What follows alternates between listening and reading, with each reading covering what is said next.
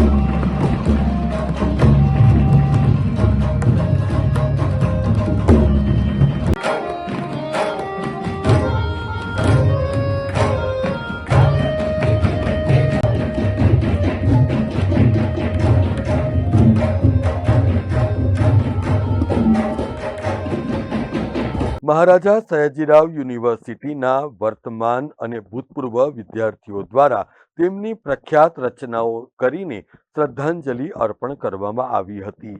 આ તબક્કે ઉસ્તાદ ઝાકીર હુસેનના જીવન પ્રેરક પળોની યાદો અને એમના સંગીત પ્રદર્શનોના વિડીયો પણ રજૂ કરાયા હતા. આ કાર્યક્રમના માધ્યમથી ઉસ્તાદ ઝાકીર હુસેનના અવિસ્મરણીય યોગદાનને યાદ કરીને ભારતીય શાસ્ત્રીય સંગીત પ્રત્યેની તેમની દ્રઢ પ્રતિબદ્ધતાની સલામ કરવામાં આવી હતી.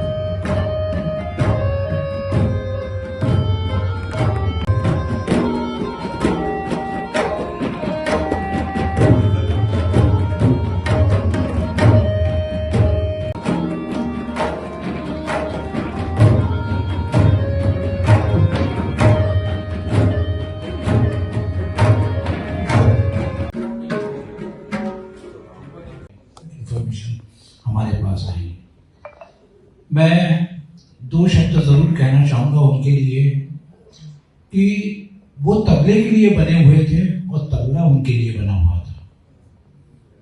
वो तबले के लिए बने हुए थे और तबला उनके लिए बना हुआ था। जहाँ तक मेरी जानकारी है, मैंने कम से कम बड़ौदा के अंतर्गत ही मैंने कम से कम 8 से 10 बार उनकी कॉन्सर्ट सुनी होगी। 1980 या 79 की बात मैं कर रहा हूँ, जहाँ गांधीनगर में पंडित बिरजू महाराज जी आए थे और बिरजू महाराज जी की एक कॉन्सर्ट, और झाकिर भाई स्वयं उस समय रेलवे स्टेशन पर अपना खुद का बैग उठाकर वो पहुंचे थे। उसका गवाह मैं हूँ। और खास कहना चाहूंगा कि वो कॉन्सर्ट शाम को 6 बजे शुरुआत हुई, रात को 12:30 बजे तक नॉन स्टॉप विदाउट इंटरवेल। और वो कॉन्सर्ट 12:30 बजे तक, मतलब 6.5 घंटे का बिरजू महाराज जी का डांस और उसका झाकिर हुसैन जी का तबला वादन, मतलब उनकी संगति, ऐसी संगति कि श्रोताओं में से निकला हुआ एक भी श्रोता ऐसा नहीं था कि जो बाहर जाके कुछ चावल की अपनी वो कुछ खाली सी खाए। एक युग खत्म हुआ ऐसा लग रहा है, लेकिन जाकिर जी के विषय में कुछ भी बोलना यानी सूरज को दिया दिखाना है।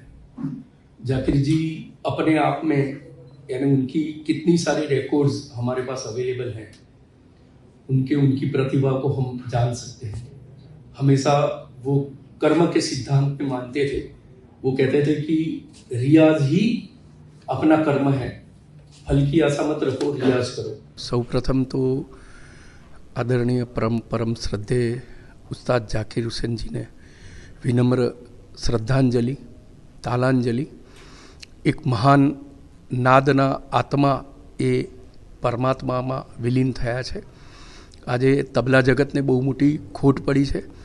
એમના આદર્શો અને એમની જે વાતો છે એ આપણી પાસે હવે રહી છે। એમનું તબલાવાદન આપણી પાસે રહ્યું છે। એક મહાન તબલાવાદક કે જેઓ જન્મજાત અને પરમાત્મા તરફથી દેન એમને મળેલી હતી તબલાની, એવા તબલાના ભગવાન તરીકે જેમને આપણે કહી શકીએ, એવા મહાન ઉસ્તાદ જાકીર હુસેનજી આપણી વચ્ચેથી વિદાર લઈ ચૂક્યા છે। વડોદરા સાથે એમના ખૂબ સંસ્મરણો છે। વડોદરામાં અનેક વાર એમને એમની પ્રસ્તુતિ કરી છે। ફેકલ્ટીમાં 2015માં જ્યારે એમનો કાર્યક્રમ અહીંયા હતો ત્યારે અહીંયા આવ્યા હતા અને એમને છોકરાઓ સાથે વાતચીત કરતાં એવું કહ્યું હતું કે રિયાઝ એ જ આપણું કર્મ છે, એટલે રિયાઝ કરતા જાઓ, કર્મના ફળની આશા ન રાખો, રિયાઝ કરશો તો ઓટોમેટિકલી એ ફળ આપને મળવાનું જ છે। આવા મહાન તબલાવાદકને ફેકલ્ટી ઓફ પરફોર્મિંગ આર્ટ્સ પરિવાર વતીથી, વડોદરાની કલાપ્રેમી જનતા વતીથી અમે શ્રદ્ધાસુમન અર્પિત કરીએ છીએ। એ એવા વ્યક્તિ હતા કે એમને ભારતનો કોઈ એવો કલાકાર નહીં હોય કે જેમની સાથે એમને ગાયન, વાદન અને નૃત્યની સાથે સંગતિ નહીં કરી હોય। અને સ્વતંત્ર વાદનની અંદર પણ એટલી બધી નવીનતાઓ એમના દ્વારા જ આ તબલાને એક ઉચ્ચ સ્થાન વિશ્વમાં, ભારતમાં તો ખરું પણ વિશ્વ ફલક ઉપર મળ્યું હતું। એ અવિસ્મરણીય બાબત છે। અને જાકીરજી વિશે બોલવું એટલે સૂરજને દીવો બતાવવા બરાબર છે। એટલે એમના વિશે તો માત્ર એટલું જ કે તબલાના એક મહાન વ્યક્તિ હતા। એમને પંજાબ ઘરાનાની તબલાવાદન શૈલીને એની સાથે સાથે તમામ ઘરાનાઓની તબલાવાદન શૈલીને આગળ વધારી હતી। અનેકો કાર્યક્રમો કર્યા છે એમને, અને દેશ વિદેશની અંદર ભારતનું નામ એમને રોશન કર્યું છે એમના તબલા। એ પોતે જ એક પ્રેરણા મૂર્તિ હતા। એટલે એમને સાંભળવાથી, એમને જોવાથી એક પ્રેરણા સ્તોત્ર એની જાતે જ બધાને મળે છે। એટલે અને એક એવા વ્યક્તિ હતા કે એમને એમનું સાજ એટલે તબલા ક્યારેય કોઈને ઉપાડવા ન દેતા હતા। એ જાતે જ સ્ટેજ ઉપર લઈ જતા હતા અને સ્ટેજ ઉપરથી જાતે જ લઈ આવતા હતા। આ ડિસિપ્લિન તબલાવાદ્ય માટે એમને એટલું બધું માન હતું। એ જ પ્રેરણા સ્વરૂપ છે અને એમનું જીવન આખું પ્રેરણા સ્વરૂપ છે। અત્રે ઉલ્લેખનીય છે કે મહારાજા સયાજીરાવ યુનિવર્સિટીમાંથી આર્કિટેક્ચરનો અભ્યાસ કરતા 21 વર્ષીય યુવાન જય રામાણીની ઉસ્તાદ જાકીર હુસેન સાથે મુલાકાત થઈ હતી। જય રામાણીએ ઉસ્તાદ જાકીર હુસેનને 2 ફ્રીસ્ટાઇલ પોર્ટ્રેટ પેઇન્ટિંગ ગિફ્ટ કર્યા હતા। બંને મુલાકાતોનો સાર એટલો જ રહ્યો કે કલાકાર એ હંમેશા દંભ અને અભિમાન રહિત વિનમ્ર હોવો જોઈએ અને એક કલાકારે બીજા કલાકારનું હંમેશા સન્માન કરવું જોઈએ. કેમેરામેન નવનીત પરમાર સાથે Satyam Nevaskar, Nation Plus News, Vadodara. સમાચારોનો સતત અપડેટ મેળવવા માટે અમારી નેશન પ્લસ ન્યૂઝની યુટ્યુબ ચેનલને સબસ્ક્રાઇબ કરો, બેલ આઇકન દબાવો અને જોડાયેલા રહો ફેસબુક, ઇન્સ્ટાગ્રામ અને ટ્વિટર પર.